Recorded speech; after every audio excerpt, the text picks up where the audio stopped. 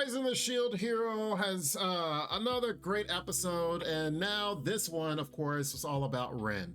And we actually learned more about his backstory, which is actually always a good thing, even though it's been 3 seasons that we finally get into some of these guys' backstories. But I think this season, due to the theme song, is finally going to get more involved on the other Cardinal heroes.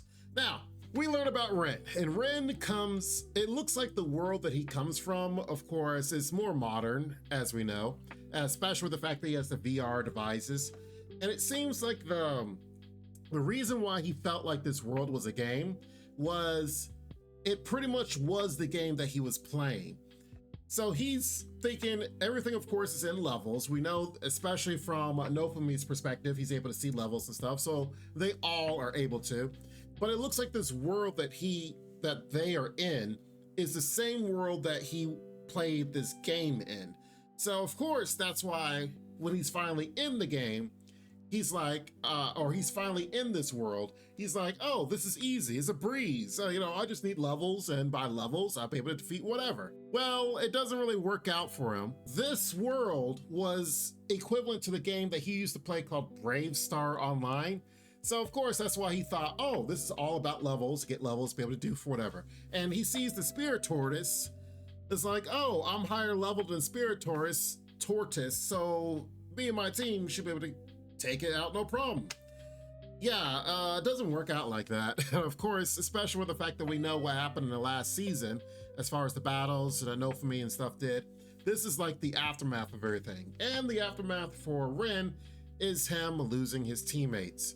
They absolutely are dead. Blood's everywhere. Of course, he's the only one to survive, if you will, from his team. And it sucks because everyone actually looked up to him. Well, he gave his brave speech like, yes, we can defeat this tortoise. We'll be fine. Yeah, it didn't work out like that. Another thing we actually learned from him, we know that the shield hero was isekai to this world. If you remember from like episode 1, from reading a book. He was like in the library, he was in the book, he was reading this, and then all of a sudden, things glow and he's gone. Well, it looks like Ren was death isekai'd. Kind of similar to, if you guys are familiar, the slime isekai. He was stabbed in the side trying to protect some other students and, of course, died. But then he's in this world. So it seems from his perspective that, he was playing a VR game, Brave Star Online, kind of a recluse. No one really knows too much about him because he likes to tend to himself. Then the one act of bravery, he protect these other student girls, gets stabbed in the side, dies, and then gets isekai'd to the game that he was playing, the world of the game. So from his perspective, of course, he's like, oh, I'm in a game. It has levels, stuff like that. And thus the reason why he's totally in the wrong. And I can understand his perspective versus Naofumi's, because Naofumi wasn't death isekai. So he's like looking at this a little differently than others. But I'm sure the others, the bow hero, spear hero, we don't know how they got isekai'd into this world.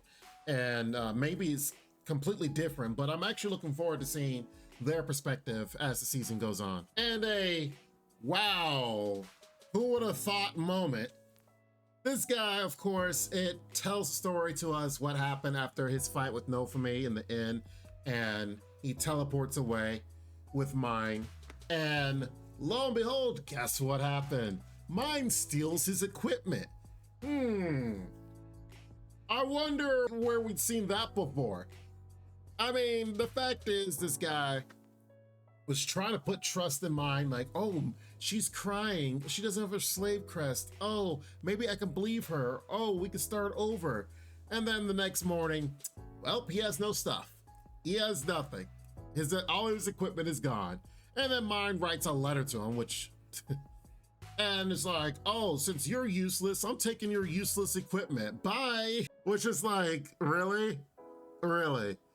And then, of course, this one act starts him down the path of the whole curse series, as we've seen before, where with the Naofumi, they get the curse, and apparently there's different curses, which actually kind of makes sense, which was pretty interesting, that Naofumi has the Wrath Curse. Essentially, when he pops off, his shield turns red and he's ready to like unleash holy hell on his enemies and whatever he needs to do. It's actually different for Ren. As Naofumi pointed out, Ren was actually being affected by the sin of greed, where he was being greedy and wants to like essentially have everything and be strong enough, get it all.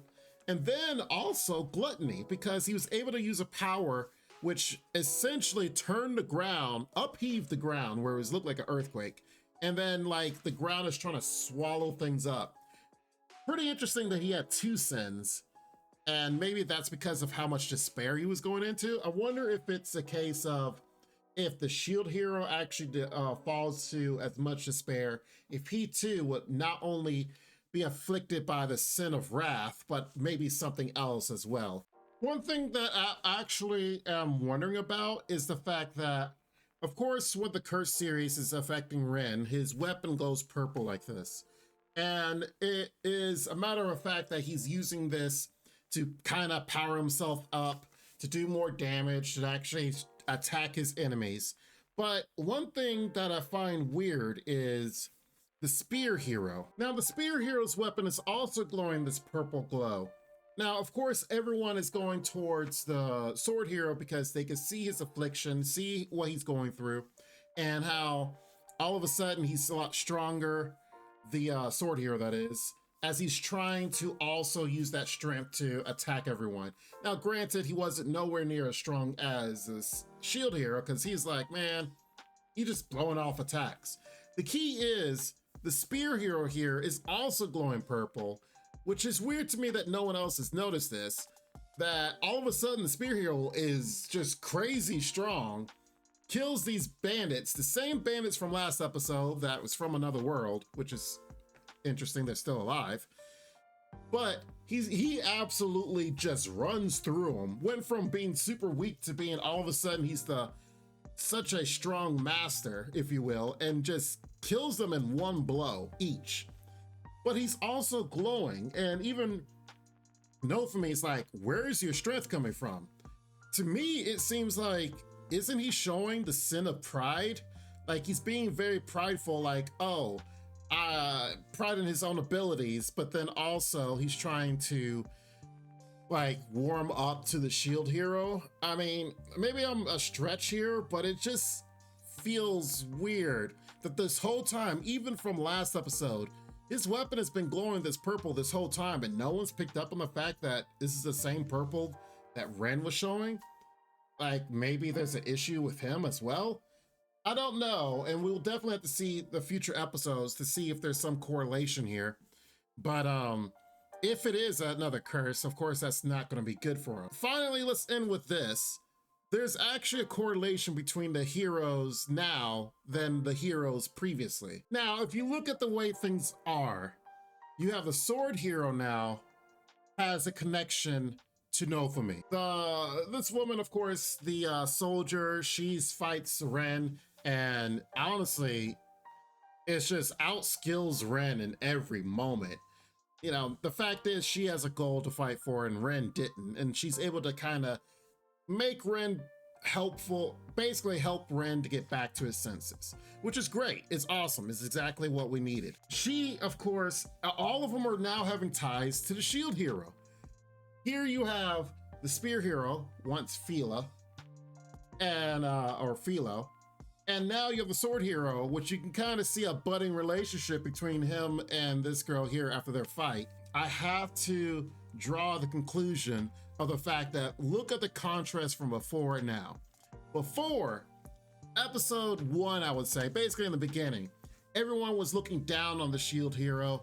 They're looking down on Naofumi like, oh, he's nothing. He's the weakest one of us. He doesn't have a weapon. He can't actually attack. He just basically defends stuff while, you know, the rest of them are going off doing their own thing, attacking, especially the spear hero being dumb. But now, as time has gone on, they're all, instead of looking down on the shield hero, they're almost looking up as in reverence to him. Now things are looking up for Naofumi. He's got land, he's got people, he has people relying on him. And now the Cardinal Heroes, two out of the three of them, we have no clue about the Bow Hero, but now they have ties to the Shield Hero. Sword Hero's gonna probably fall in love with her, probably go to the village and practice with her and stuff. Spear Hero, of course, is all over Philo, and he's probably gonna train and try. We're probably gonna have funny moments between the two of them and such. And then the Shield Hero is just here trying to take care of everything. So he's actually, here you have the Cardinal Heroes being super far away, doing their own thing, being absolutely completely useless, while the Shield Hero is doing everything. And now they're all coming back to him. Coming back, and it's like, oh, you guys looked down on me before, but now I'm something that is actually important. And of course, it's a very interesting contrast between the two. It wouldn't surprise me if something, of course, whatever's happening with the Bow Hero gets some ties to the Shield Hero as well, and they're able to kind of bring everyone together as they are all tied to him. And of course, is what they need, because apparently the Phoenix is coming, and they all need to fight against the Phoenix. So if they see Naofumi almost like a leader potential, that's just better for him. That's honestly better for him. And one thing I will have to say is, in the beginning, Naofumi didn't want to do anything with these guys. Literally, it was like, these guys are stupid, idiotic. Even when they had little meetings and trying to work together, Naofumi's like, man, these guys are useless. I hate them. I don't want to work with them. You know, talking with the queen, like, ugh, we got to come together. And now they're slowly but surely coming together. And you see the change in heart from Naofumi, and then now you're starting to see the change in heart from the other Cardinal Heroes. Only one more to go. We'll see what's happening with the Bow Hero, but I think it's actually pretty cool how we've built our way up from a very, very bottom rung moment to now things are starting to look a little bit better, especially for Naofumi. So it truly is the rising of the Shield Hero here, because he went from nothing episode 1 to actually having something here. And maybe, just maybe, it's a good contrast to our own lives, that even though we might be having a bad day or bad moments in our own lives, there's always something that maybe if we look ahead, things will actually get better, even though we can't see it. We have people bringing lies against us, not believing us, all these big issues happening in our own lives. But then just give it some time and maybe it'll just get better. I gotta give it up for the Shield Hero. I think it's actually a good contrast to real world situations that happen to each and every one of us. Let me know what you guys think. Comment down below if you agree with me, disagree with me, tell me, let me know. I love to hear from you guys, but definitely make sure you guys like the video. Make sure you guys are subscribed. We'll definitely talk about this anime and several others more in the future. Take care, be safe, and Lord willing, I will see you next time. Bye-bye for now. Make sure to check out the extra content on our Patreon page, and thanks to our current patrons. This ain't what you want, bitch, I'm a fucking phenomenon. Phenomenon.